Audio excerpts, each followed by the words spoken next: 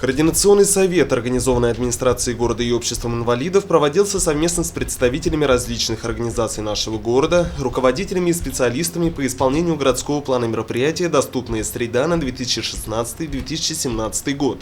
Сама программа «Доступная среда» принята в целях обеспечения прав инвалидов на свободное перемещение, на нормальную жизнь.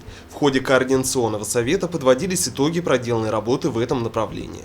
На данном заседании рассматривались такие вопросы, как формирование безбарьерной среды в городе Сибай, основные проблемы, связанные с обеспечением доступности для маломобильных граждан.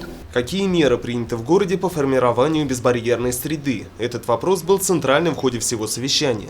Выступающие подробно рассказывали суть и итоги проводимой работы. Учащиеся обучаются в инклюзивных классах, дошкольных группах совместно со здоровыми детьми. Дети активно участвуют во всех школьных городских мероприятиях, посещают объединения учреждений дополнительного образования города.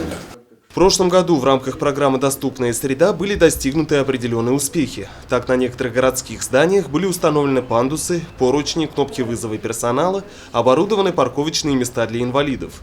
В нынешнем феврале городская общественная организация инвалидов совместно с активистами провели рейд за доступную парковку для людей с инвалидностью.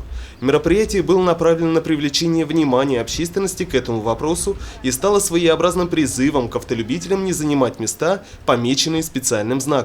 В ходе заседания Координационного совета были заслушаны представители практически всех социальных сфер – образования, культуры, спорта, всех тех, чьими усилиями жизнь людей с ограниченными возможностями становится более активной и насыщенной.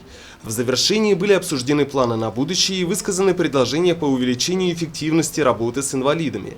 Решено создать экспертный совет по безбарьерной среде, завершить паспортизацию объектов социальной инфраструктуры в первом полугодии 2017 года, активизировать проведение рейдов под руководством надзорных органов, привлечь волонтеров к освещению проблем по формированию безбарьерной среды и другое.